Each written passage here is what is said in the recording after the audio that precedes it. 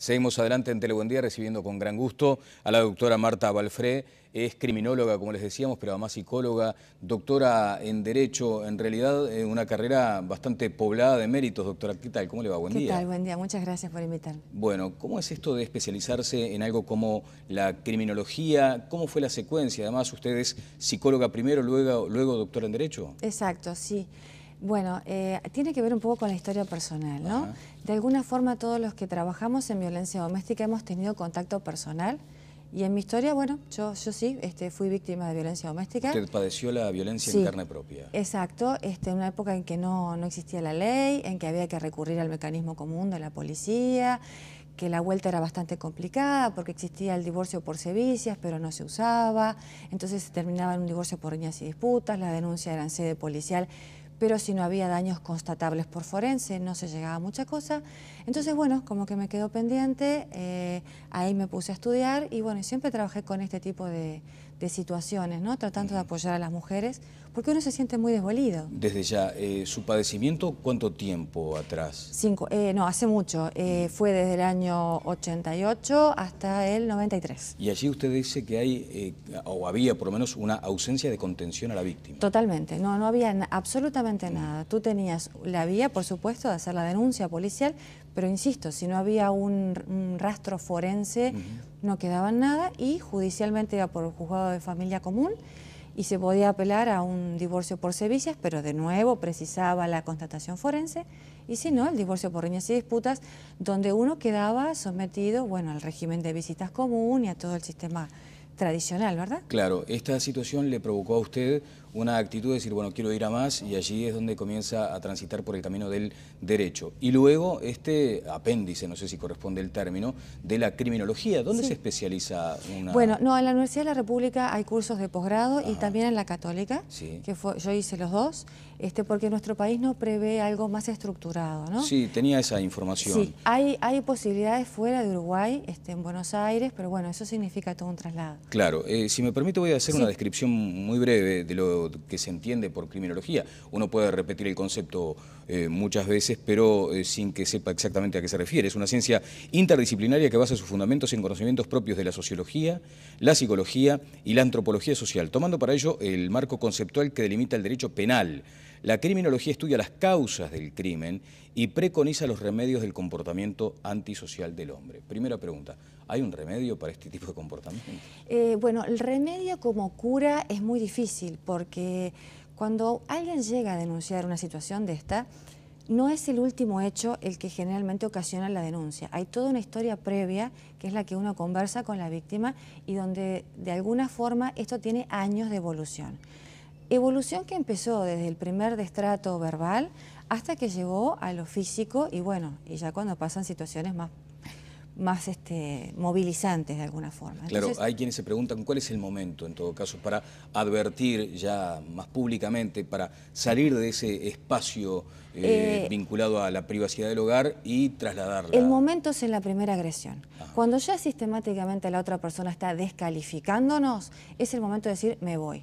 Lo que pasa es que cuesta mucho, porque generalmente estas personas empiezan a cercenar los vínculos sociales, la mujer si trabaja queda condicionada al trabajo y a la casa, no tiene amigas, no sale, no reciben visitas, porque esta gente cuando uno recibe gente en casa empiezan a tener comportamientos que o se encierran o, no, si viene fulana yo no estoy, entonces a uno le da vergüenza.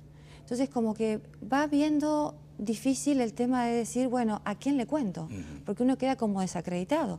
A la externa se muestran como personas simpáticas o secas, pero cordiales, entonces nadie sospecha lo que sucede a la interna. Bien, aquí está nuevamente planteado el asunto del diagnóstico. Tomado a tiempo, tiene cura. No es una cura en el sentido tal cual, porque la persona no tiene conciencia de enfermedad. La persona que es violenta tiene un problema de control de impulsos, tiene un problema de manejo de la frustración, tiene un problema de narcisismo porque se siente que nadie le puede decir cómo tratar a su esposa, a su hijo, a su familia. Entonces es muy difícil tratar de acercarse, no hablamos de curar, a una persona que siente que no hay nada que nadie le pueda decir para mejorar. Entonces, la conciencia de la enfermedad, como en cualquier patología, es la llave de la entrada a una cura. Bueno, hoy tenemos una estadística escalofriante y tiene que ver con 19 víctimas de violencia doméstica en lo que va de este año 2012. Eso probablemente marque un número superior a lo que aconteció en 2011. Aquí vamos a esa situación. ¿Cómo puede ser que con mayor toma de conciencia, con mayor publicidad de casos, de hechos, sigamos todavía padeciendo de este problema? Es que los mecanismos de solución resultan ineficaces. A ver, una mujer va y denuncia una situación de violencia doméstica física, ¿no? Vamos a las tradicionales. Correcto. Donde no es complejo. Bien. La denuncia en la policía o la denuncia en el juzgado. Se da cuenta el juez si es en la policía y se cita para dentro de 72 horas. En el lapso de las 72 horas, ¿dónde queda la mujer? En la misma casa que el agresor. ¿Dónde recibe el agresor la citación? En la misma casa que la mujer. Le estamos dando una ventana compleja a esa persona que tiene que tomar el valor de hacer la denuncia y quedarse ahí. ¿Y dónde advierte usted, doctora, las principales responsabilidades? Bueno, una es esa. En nuestro país no existe, como en otros lados, un teléfono que uno pueda llamar y va un vehículo y levanta a la mujer y al niño del hogar. Entonces queda de alguna forma desaparecida del contacto con el agresor. ¿Esto debería ser resorte de la policía o de la justicia? De la justicia. La policía en este sentido, pobre, resulta ineficaz, porque ellos solo actúan con orden judicial. Entonces tendría que ser de la justicia. O sea, advertida la situación, tendrían que retirar a la mujer y darle un refugio. Muchas mujeres pueden o podrían quedarse en casas de familiares, pero lo mismo, los familiares, si lo conocen, te dicen, ay, no, mirá, yo prefiero que no, porque viene acá, grita, rompe, se arma escándalo, ¿qué hago? ¿Cómo actúo? Quedan como un poco invalidados. Más allá de que lo que son amistades y gente que podría dar apoyo está lejos porque él se ocupó de alejarlas. Entonces, ahí hay un primer problema. Juntar valor para hacer la denuncia y después cómo de alguna forma se instrumenta esto. Claro. Bueno, después está lo que tiene que ver con la tecnología, ¿no? Si uno puede... es que no se puede concebir como sociedad que una persona vaya, reiteradamente denuncie y después termine muerta a manos de quien fue denunciado en forma tan reiterada. Pero de hecho, vamos a estar recibiendo al ministro de la Corte de Justicia en algunos minutos, Jorge Chediak, para saber desde el punto de vista de la justicia cómo se advierte esta situación de enlentecimiento para la adopción de medidas, no sé si preventivas acaso. Este asunto que ayer nos conmovió a todos tiene algunas connotaciones especiales. Si le parece, escuchamos al juez de la causa luego de haberse descubierto todo este terrible caso. ¿Es el caso más difícil que le ha tocado, doctor? Sí, podríamos decir que sí. Doctor, ¿qué dice? ¿Que intentó suicidarse? No, tampoco me consta eso. Eso tampoco es arrepentimiento, por supuesto, entonces, o hay algún dejo, digamos, de arrepentimiento de parte de él. Puede haber muchas formas, de que una persona se arrepienta. Yo acá no he visto ninguna de esas formas que se haya manifestado. ¿Cuál es el perfil de esta persona acusada? Eso es un tema estrictamente psicológico, tengo el informe, pero por ahora es una de las cosas que tengo que analizar, pero obviamente es una personalidad muy compleja, ¿no? Sin duda. Bueno, ¿cuál es su consideración, doctora? Bueno, hay algo que es bien llamativo y es la ausencia de la culpa. Sí. Eso responde básicamente a algo que es puntual en estas personas. Ellos sienten que actuaron bien. No es que se deba interpretar como un bloqueo para no considerar lo que hizo. No, directamente sabe exactamente lo que hizo. Ellos saben lo que hicieron, o sea, son conscientes, no pueden ser declarados incapaces y de alguna forma sienten que la otra persona lo llevó a eso, porque muchas veces cuando lo merecía. Lo merecía. Cuando uno los entrevista, ellos dicen, bueno, pero ella me provocó, ella de alguna forma me buscó. Muchas veces eso está en la sociedad también, porque cuando una mujer va a denunciar, muchas veces le dicen, ¿y vos qué le hiciste? Y eso genera mucha bronca, tanto en la víctima como... ¿Eso sigue pasando hoy? Lamentablemente sí. Sigue en lo que es en el imaginario social, cuando uno cuenta y dicen, bueno, pero ¿y vos qué le hiciste? Como si de alguna forma hubiera algo en que la víctima hace que se merece que. Y de hecho, cuando hay situaciones, por ejemplo, donde ha tallado otras cosas como infidelidad o lo que sea, dice, ah, bueno, pero vos hiciste tal cosa, como si eso mitigara la responsabilidad del agresor. Bueno, doctora, en una circunstancia de estas características, uno advierte a un hombre de 40 y algo de años que dice que no quería a su hijo desde el primer momento. Hay connotaciones además económicas en todo este desenlace, y uno se pregunta, bueno, ¿cuántos casos habrá y cómo puede detectarse? Porque también el vecindario, que en estas cuestiones aporta su opinión, en fin, dijo que todo parecía transcurrir en términos normales. Bueno, ahí está lo que yo comentaba antes. A la externa, las personas tienen la idea de que se trata de una pareja ideal o por lo menos estándar. El tema es a la interna. Ahora, yo estoy segura, por ejemplo, que en el trabajo de la señora algún comentario ella debe haber traslucido.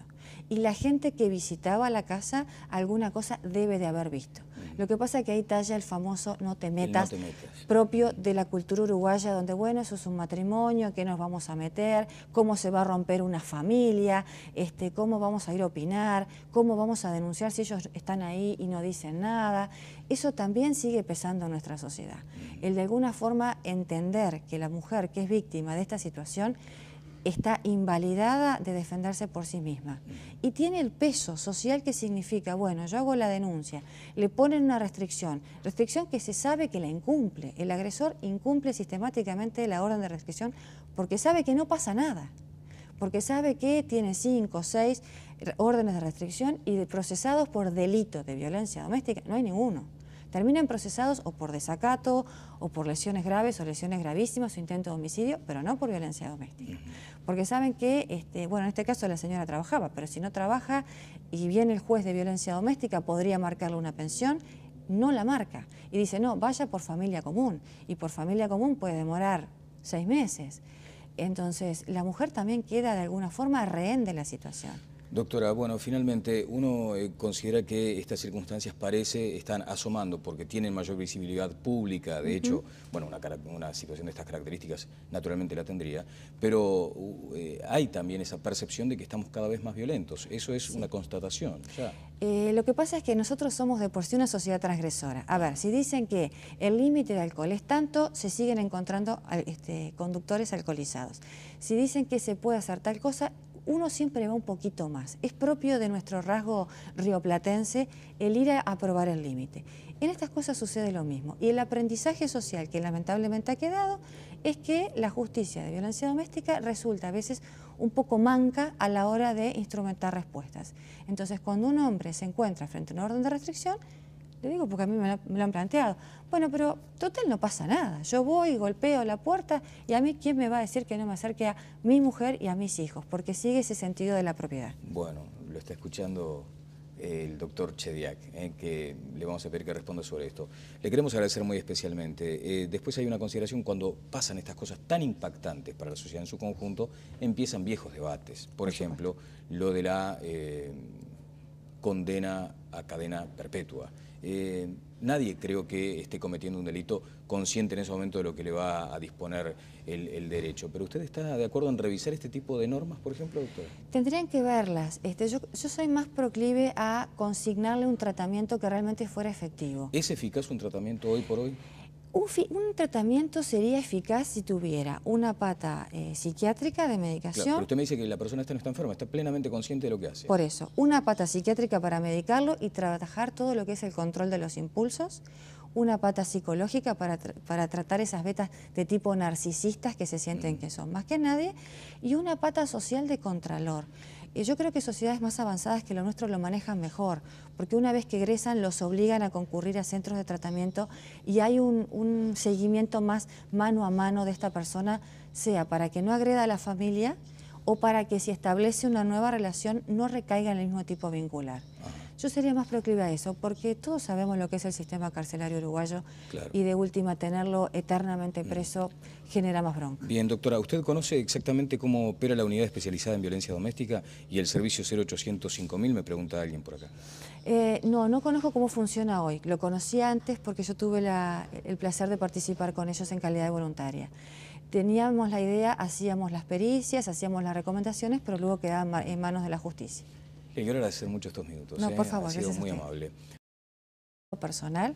Y en mi historia, bueno, yo sí fui víctima de violencia doméstica. ¿Usted padeció la violencia en carne propia? Exacto, en una época en que no existía la ley, en que había que recurrir al mecanismo común de la policía, que la vuelta era bastante complicada porque existía el divorcio por sevicias, pero no se usaba, entonces se terminaba en un divorcio por riñas y disputas, la denuncia era en sede policial, pero si no había daños constatables por forense, no se llegaba a mucha cosa.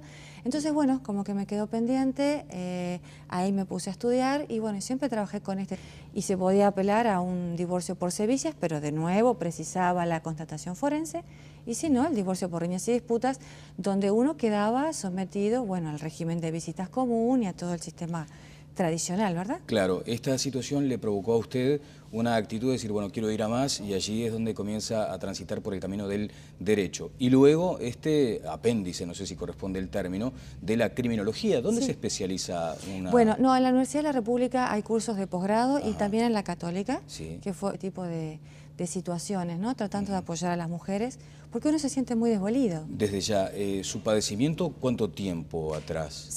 No, hace mucho. Fue desde el año 88 hasta el 93. Y allí usted dice que hay, o había por lo menos, una ausencia de contención a la víctima. Totalmente, no había absolutamente nada. Tú tenías la vía, por supuesto, de hacer la denuncia policial, pero insisto, si no había un rastro forense, no quedaba nada, y judicialmente iba por el juzgado de familia común. Yo hice los dos, porque nuestro país no prevé algo más estructurado, ¿no? Sí, tenía esa información. Sí, hay posibilidades fuera de Uruguay, en Buenos Aires, pero bueno, eso significa todo un traslado. Claro, si me permite voy a hacer una descripción muy breve de lo que se entiende por criminología. Uno puede repetir el concepto muchas veces, pero sin que sepa exactamente a qué se refiere. Es una ciencia interdisciplinaria que basa sus fundamentos en conocimientos propios de la sociología, la psicología y la antropología social, tomando para ello el marco conceptual que delimita el derecho penal. Seguimos adelante en Telebuendía recibiendo con gran gusto a la doctora Marta Balfré. Es criminóloga, como les decíamos, pero además psicóloga, doctora en Derecho. En realidad, una carrera bastante poblada de méritos, doctora. ¿Qué tal? ¿Cómo le va? Buen día. ¿Qué tal? Buen día. Muchas gracias por invitarme. Bueno, ¿cómo es esto de especializarse en algo como la criminología? ¿Cómo fue la secuencia? Además, usted es psicóloga primero, luego doctora en Derecho. Exacto, sí. Bueno, tiene que ver un poco con la historia personal, ¿no? De alguna forma todos los que trabajamos en violencia doméstica hemos tenido contacto